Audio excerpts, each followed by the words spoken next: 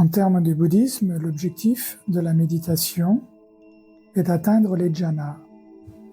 Il y a 8 jhanas. Les 4 premiers, nommés Rupa Jhana, sont liés aux perceptions sensorielles et émotionnelles, alors que les 4 derniers, nommés Arupa Jhana, opèrent détachés des perceptions sensorielles et émotionnelles. Ici, nous n'allons parler que des Rupa Jhana. Le jhana regroupe différentes étapes de développement de l'état d'esprit. Pour le premier jhana, il y a 5 étapes. La première, vitok, est l'accroche de la concentration sur un support de concentration, la récitation d'un mantra, la respiration par exemple. C'est-à-dire que c'est le début de la séance de méditation. La deuxième étape, vijan, est le rappel de la concentration sur le support utilisé. Naturellement, l'esprit ne sait pas rester immobile. Aussi, il va falloir continuellement rappeler l'esprit sur le support de concentration utilisé. La troisième étape, piti, est la joie d'être parvenus à maintenir plus ou moins la concentration sur le support utilisé. La quatrième étape, sukha, est le bien-être qui résulte de cette joie. Après le bien-être, il va falloir se ressaisir de manière à recentrer sa concentration sur le support de concentration utilisé. Encore une fois, il va falloir rappeler continuellement sa concentration afin de l'immobiliser pour atteindre un état de concentration quasiment parfait, stable, qui sera la 5e et dernière étape du jhana nommée Ekagata. Ces étapes ne sont pas spécifiques au jhana, elles sont des états naturels de l'esprit au quotidien.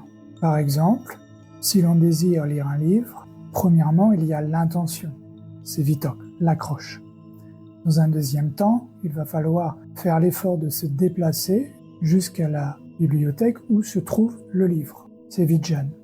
Une fois à la bibliothèque, lorsque l'on trouve le livre, il y a la joie d'avoir obtenu ce que l'on cherchait. De cette joie découle un bien-être naturel, c'est la 4e étape, sukha. Ensuite, en lisant le livre, on atteint un état de concentration stable, c'est ekagata, la 5e étape.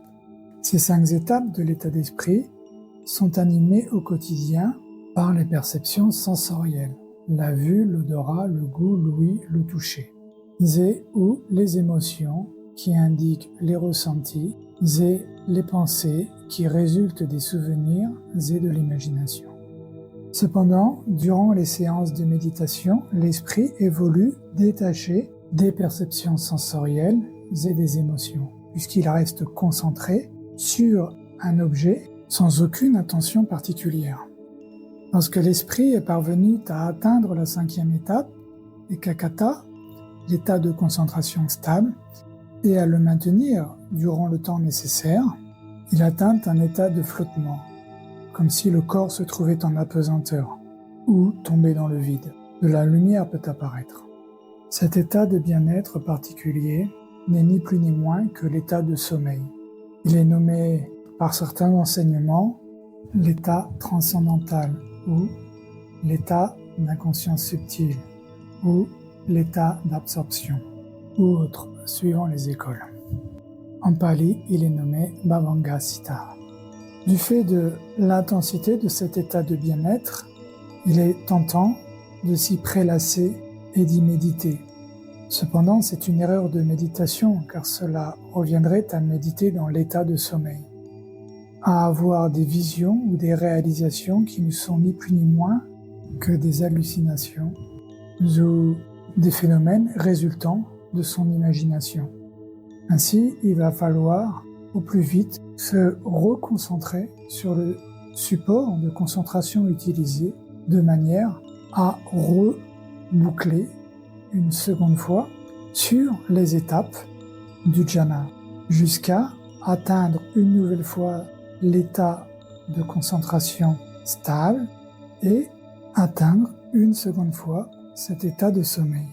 À nouveau, il faudra au plus vite se reconcentrer sur le support utilisé de manière à boucler une nouvelle fois le jhana.